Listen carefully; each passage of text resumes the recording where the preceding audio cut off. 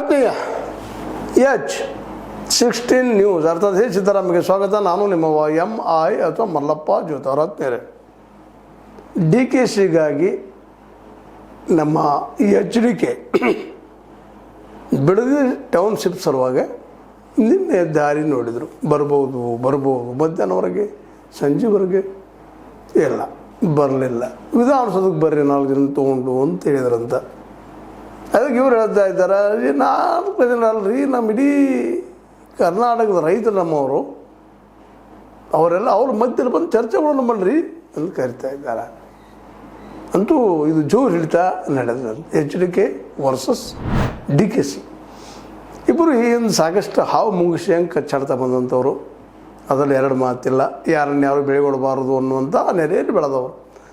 ಇವತ್ತು ಅವರು ಈ ಒಮ್ಮೆಲ್ಲ 2 ಸಲ CM ಆದರು HDK ಅವರು. ಈ ಸಲ ನಮ್ಮ DKC ಅವರಾಗಿದ್ದಾರೆ. ಇವ್ರ ಮಧ್ಯದಲ್ಲಿ ಈಗ ಬಿಡದಿ ಟೌನ್ಶಿಪ್ಪದ್ದು ಜೋರು ಹಿಡಿದದು. ಅದನ್ನು ಮಾಡೇ ತಿರಬೇಕು. 80% ಜನ ರೈತರು ನಮಗಿದ್ದಾರೆ ಅಂತ DKC ಅವರು ಹೇಳ್ತಾ ಇದ್ದಾರೆ, HDK ಅವರು ಹೇಳ್ತಾ ಇದ್ದಾರೆ. ಆದರೆ ವಾಸ್ತವದ ಅದರಲ್ಲಿ ಬಂದು ನೋಡಿದಾಗ ಎಲ್ಲಿ ನೋಡಿದ್ರು ರೈತರು ಇದನ್ನು ವಿರೋಧಿಸ್ತಾ ಇದ್ದಾರೆ. ಟೌನ್ಶಿಪ್ ಬೇಡಪ್ಪ ನಮಗಂತೇಳಿ ಭಾಳಷ್ಟು ಜನ. ಕೆಲವು ಜನ ಇರ್ಬೋದಿಲ್ಲ ಅಂತಲ್ಲ, ಭೂಮಿ ಹೆಚ್ಚಿರ್ಬೋದು ಅವ್ರದ್ದು. ಆದರೆ ಅವ್ರ ಭೂಮಿಯನ್ನು ದುಡಿಸ್ಕೊಳ್ತಾ ಇಲ್ಲ, ಏನಾದರೂ ಮಾರ್ಕೊಂಡು ಹೋಗ್ಬೇಕಪ್ಪ ಅನ್ನುವಂಥ ವಿಚಾರದಿಂದ ಭಾಳ ಅಂತ ಇವರು ವಾದ ಮಾಡ್ತಾ ಇದ್ದಾರೆ. ಅಲ್ಲೇ ವಾಸ್ತವವಾಗಿ ನೋಡಿದರೆ DKC ಅವರ 80% ರೈತರು ಅಲ್ಲಿ ಕಾಣ್ತಾ ಇಲ್ಲ. ವಾಸ್ತವದಲ್ಲಿ ಎಲ್ಲೋ ಕೆಲವರು ಜನ ಕೆಂಪು ಬಟ್ಟೆ ಹಿಡ್ಕೊಂಡು HDK ಅವರು ವಿರೋಧ ಮಾಡಿದರು, ಅವ್ರು ಹೋಗು ಮುಂದೆ ಮಾಡಿದರು ಅಂತ ಅನ್ನೋದನ್ನು ಬಿಟ್ಟರೆ ಮತ್ತಾವುದೇ ಅಂಥ ಈ ಒಂದು ಬಹುಸಂಖ್ಯಾತ ರೈತರ ವಿರೋಧವಾಗಿ ಒಂದು ದೊಡ್ಡ ಫಂಕ್ಷನ್ ಮಾಡಿದ್ದು ನಾವು ನೋಡಿಲ್ಲ. DKC ಅವ್ರು ಇಷ್ಟವಾದ ಕರೆದು ಮಾಡಿಸ್ಬೇಕಾಗಿತ್ತಲ್ಲ. ನಿಜವಾಗಿ ಅವ್ರು 80% ಇದ್ದಿದ್ರೆ ಅವರೆಲ್ಲ ಕರೆದ ಒಂದು ಫಂಕ್ಷನ್ ಮಾಡಿಬಿಟ್ಟಿದ್ದಾರಪ್ಪ ಅಂತ ತೋರಿಸಿದ್ರೆ ಎಲ್ಲಿದ್ದಾರೆ ಅವರು, ತೋರಿಸ್ಲಿ ಅಂತ. ಎಲ್ಲೋ ಕೆಲವು ಜನ ವಿರೋಧ ಮಾಡ್ತಾ ಇದ್ದಾರೆ, ಕಣ್ಣಿ ಕಾಣ್ತದೆ. ಅದು ನೋಡಿದ್ರೆ ಅನ್ನಿಸ್ತದೆ ಯಾರಿಗಾದರೂ. ಆದ್ರೆ ಭೂಮಿಯನ್ನು ಪ್ರೀತಿ ಮಾಡೋ ಜನ, ಎಕರೆ, ಅರ್ಧ ಎಕರೆ, 20 ಗುಂಟೆ, 10 ಗುಂಟೆ ಇದ್ದಂಥ ಜನ ಫಾಸ್ಟ್ ಇದ್ದಾರೆ. ಅದ್ರ ನಮಗೆ ಬದುಕುವಂಥವ್ರು ಇದ್ದಾರೆ. ಅಲ್ಲಿ ಪಶು ಸಂಗೋಪನೆ ಮಾಡ್ಕೊಂಡು ಬದುಕುವಂಥವ್ರು ಇದ್ದಾರೆ. ಅವ್ರಿಗೆಲ್ಲ ಇದು ಬೇಡ ಆಗ್ಯದ. ಬೇಡಪ್ಪ, ಬೇಡಿದು ನಮ್ಮ ಉದ್ಯೋಗ ಕಳ್ಸ್ಕೊಳ್ತದೆ, ನಮ್ಮ ಹೊಟ್ಟೆ ಮೇಲೆ ಹೊಡಿತದಪ್ಪ ಇದು. ಎಲ್ಲರ ಅಭಿಪ್ರಾಯ ಒಂದೇ. ಮತ್ತು ಅದು ನಮ್ಗೆ ಬದುಕೊಂಡಿದ್ದಾರೆ. ಅದ ಮೇಲಾಗಿ ರೈತರಲ್ಲಿ ವಿಶೇಷವಾಗಿ ಕಲಿತಂಥವ್ರು ಕಡಿಮೆ ಅನ್ನೋದು ಗೊತ್ತದ. ಅದರಲ್ಲೂ ಟೆಕ್ನಿಕಲಾಗಿ ಒಂದು ವೈಜ್ಞಾನಿಕವಾಗಿ ಕಲಿತವ್ರು ಭಾಳ ಕಡಿಮೆ. ಯಾಕೆಂದರೆ ನಮ್ಮಲ್ಲಿ ಕಲಿಯುವ ವ್ಯವಸ್ಥೆ ಹೆಂಗದ ಗೊತ್ತದ ನಿಮಗೆ. ದುಡ್ಡಿದ್ದವ್ರಿಗೆ ಕಲಿಯುವ ವ್ಯವಸ್ಥೆ. ದುಡ್ಡಿದ್ದವರು ಸುಮ್ಮನೆ ಸರ್ಕಾರದಲ್ಲಿ ಹೋಗೋದು, ಹಾಜರಿ ಹಚ್ಚೋದು, ಬರೋದು ಇದಾಗ್ಯದ ನಮ್ಮಲ್ಲೇ.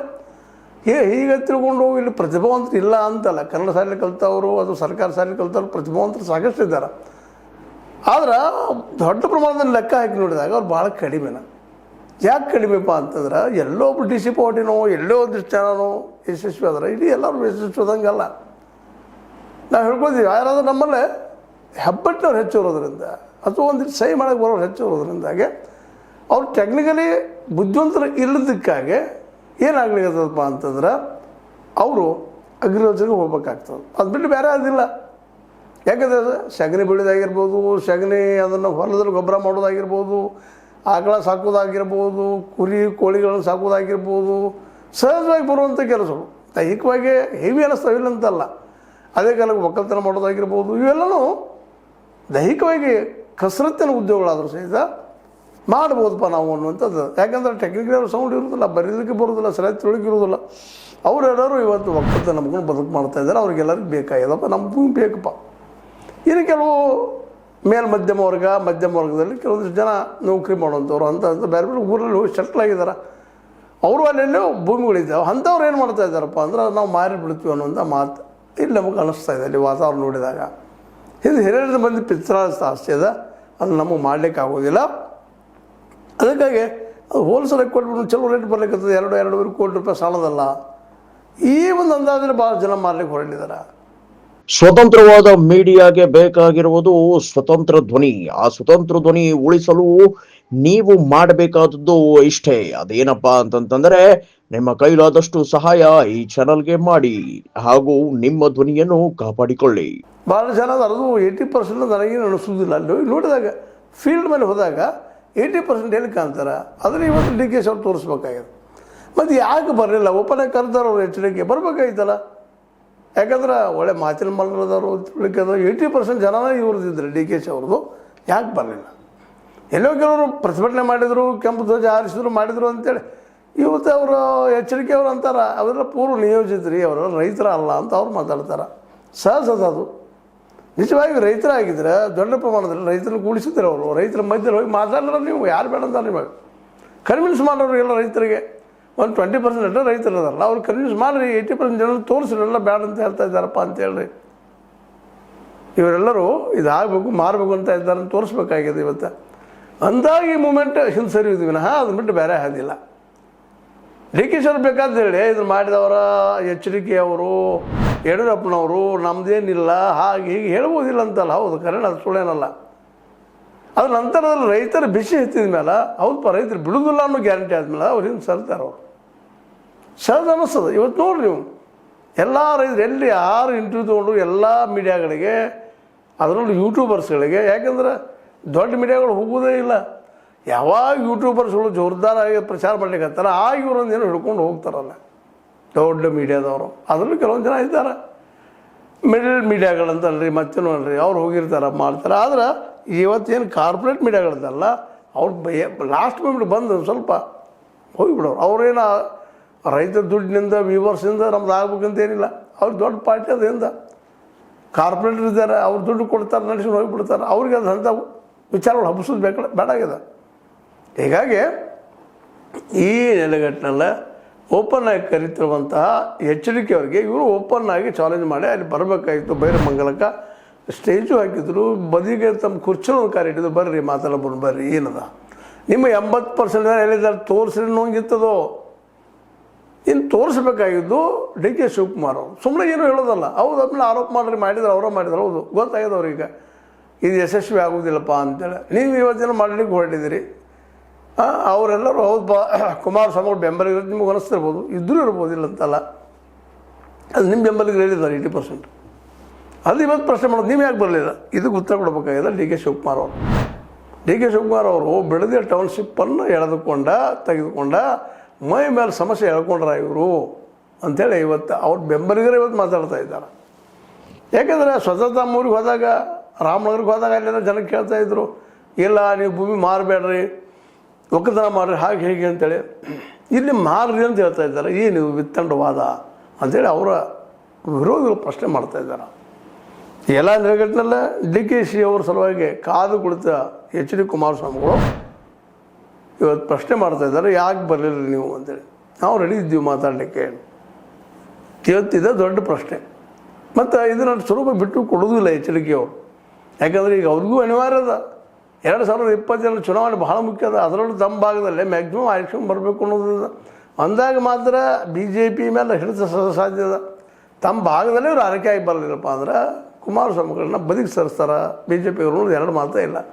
ಯಾಕಂದ್ರೆ ಅವ್ರ ಸ್ವಭಾವ ಗೊತ್ತದ BJP. ಯಾಕೆ ಇನ್ನೊಂದು ಪಾರ್ಟಿ ಬೆಳೆಸ್ತಾರೆ ಅವರು? ತಮ್ಮ ಪಾರ್ಟಿನ ಬೆಳೆಸೋದ್ರೆ ನಾವು ಹೇಳಿದಂಗೆ ಕೇಳುವಂಥ ಪಾರ್ಟಿ ಒಂದು ಮುಖಂಡರನ್ನು ಬೆಳೆಸ್ತಾರೆ ವಿನಃ JDS ಬೆಳೆಸೋದಿಲ್ಲ ಅನ್ನೋದು ಈಗಾಗಲೇ ಕನ್ಫರ್ಮ್ ಆಗೋದಂತ ಬಂದಂಥದ್ದು. ಆ ನೆಲೆಗಟ್ಟಿನಲ್ಲೇ ಇವತ್ತು ಎಚ್ಚರಿಕೆಯವರು ತಾವು ಮುಂದೆ ಹೋಗಿದ್ದಾರೆ. ಇಲ್ಲಿ ಯಾವುದೇ BJP ನಾಯಕರನ್ನು ಕರ್ಕೊಂಡಿಲ್ಲ, ತಾವು ಸಹ ಮುಂದೆ ಹೋಗಿದ್ದಾರೆ ತಮ್ಮ ಪಕ್ಷ ಬೆಳೆಸುವಾಗಿ. ಅದಕ್ಕೆ ಅಲ್ಲಿ ರೈತರು ಸಹ ಸ್ಪಂದಿಸ್ತಾ ಇದ್ದಾರೆ. ಈಗಾಗಲೇ ಪಾದಯಾತ್ರೆ ಸಹ ಶುರು ಮಾಡಿದ್ದಾರೆ ನಿಮ್ಮ ನಿಖಿಲ್ ಕುಮಾರಸ್ವಾಮಿಗಳು. ಈ ಎಲ್ಲ ನೆಲೆಗಟ್ಟಿನಲ್ಲೇ ಇದು ಬಿಡದಿಯನ್ನು ಕೆಣಕಿ ನಮ್ಮ ಡಿ ಕೆ ಶಿ ಅವರು ತಪ್ಪಿದ್ರೆ ತಪ್ತಾ ಇಲ್ಲೇ. ಯಾಕಂದರೆ ಕಾಂಗ್ರೆಸ್ಸಿಗರು ಯಾರು ಬಂದಿಲ್ತಾ ಇಲ್ಲ ಅಲ್ಲೇ. ಸಿದ್ದರಾಮಯ್ಯರು ಮಾತಾಡ್ತಾ ಇಲ್ಲ ಜೋರಾಗಿ, ಇದು ಆಗಬೇಕಂತೇಳಿ. ಇನ್ನೇನು ಆಗ್ತದೆ ನೋಡೋಣ ಅಂತ ಹೇಳ್ತಾ ಡಿ ಕೆ ಶಿ ಮಾತ್ರ ಮತ್ತೊಮ್ಮೆ ಅವ್ರಿಗೆ ಮರುಜೀವ ಸಿಕ್ಕಂಗೆ ಆಗಿದೆ. ಇದರಿಂದಾಗಿ ಸಹಜದ ಜನರಿಗೆ, ಅದರಲ್ಲೂ ರೈತರಿಗೆ ಇದನ್ನು ಮಾರುವಾಗಿಲ್ಲಪ್ಪ ಅನ್ನೋ ಮನಸ್ಥಿತಿ ಅದ. ಮತ್ತು ಇಡೀ ರಾಜ್ಯದ ರೈತರು ಅದು ಸಪೋರ್ಟ್ ಮಾಡ್ತಾ ಇದ್ದಾರೆ. ಹೀಗಾಗಿ ಡಿ ಕೆ ಶಿ ಅವರು ಈ ಒಂದು ವಿಷಯದಲ್ಲಿ, ಬಿಡದಿ ವಿಷಯದಲ್ಲೇ ಎಡವಿದರು ಅನ್ನೋದರಲ್ಲಿ ಎರಡು ಮಾತಿಲ್ಲ ಅಂತ ಹೇಳ್ತಾ, ಇದು ನಿಮ್ಮ ಲೈಕ್ ಆಗಿರ್ಬೋದು. ಲೈಕ್ ಮಾಡಿ, ಶೇರ್ ಮಾಡಿ, ಕಾಮೆಂಟ್ ಮಾಡಿ, ಜೊತೆ ಸಬ್ಸ್ಕ್ರೈಬ್ ಮಾಡಿ. H16 ನ್ಯೂಸ್ ಅರ್ಥಾತ್ ಹೇ ಕ್ಷೇತ್ರ ಸತ್ಯದ ಕೈಗಳಲ್ಲಿ ವಂದನೆಗಳು. ಆತ್ಮೀಯ ಸಾರ್ವಜನಿಕರಲ್ಲಿ H16 ಅರ್ಥಾತ್ ಹೇ ಸೀತಾರಾಮದಿಂದ ಒಂದು ಮನವಿ. ಈ ಸಂಸ್ಥೆ ಭ್ರಷ್ಟಾಚಾರ, ಅನ್ಯಾಯ, ಅತ್ಯಾಚಾರಗಳಿಂದ ನೊಂದವರ ವೇದಿಕೆ. ಅನ್ಯಾಯಕೋರರ ಭೂಗಳ್ಳರ ನಶಾ ಸಾರಾಯಿ ಮಾಫಿಯಾಗಳ ವಿರುದ್ಧದ ಧ್ವನಿ, ರೈತರ ಕೂಲಿಕಾರ ಕಾರ್ಮಿಕರ ಬಿದ್ದ ಸಮುದಾಯ ಜನರ ಧ್ವನಿ ಬೆಂಬಲವಾಗಿ ನಿಂತು ತನುಮನ ಧನದ ಸಹಾಯಕ್ಕೆ ಸಾರ್ವಜನಿಕರಲ್ಲಿ ಕೋರಿಕೆ. ದಾನದ ಸಹಾಯ ನೀಡಿ ಸ್ವಾತಂತ್ರ್ಯ ಪತ್ರಿಕೋದ್ಯಮ ಉಳಿಸಿ ಬೆಳೆಸಿ. ವಂದನೆಗಳು. ತಮ್ಮನ್ನೇ ನಂಬಿರುವ ಮಲ್ಲಪ್ಪ ಇ ಜೋತಾವರ್. ಈ ಕೆಳಗಿನ QR ಸ್ಕ್ಯಾನ್ ಮಾಡಿ ಅಥವಾ ಈ ನಂಬರ್ ಅಂದರೆ 7411402405ಗೆ ಇಲ್ಲ 9686864852ಗೆ ನೀವು ಫೋನ್ಪೇ ಮಾಡಿ, ಪೇಟಿಎಮ್ ಮಾಡಿ ಅಥವಾ ಇನ್ನಾವುದೇ ಮಾಧ್ಯಮದಿಂದ ಗೂಗಲ್ ಮೂಲಕ ಸಹಾಯ ಮಾಡಿ ಈ ಪ್ರಾಮಾಣಿಕ ಪತ್ರಿಕೋದ್ಯಮವನ್ನು ಉಳಿಸಿ ಅಂತ ಮತ್ತೊಮ್ಮೆ ಮನವಿ. ವಂದನೆಗಳು.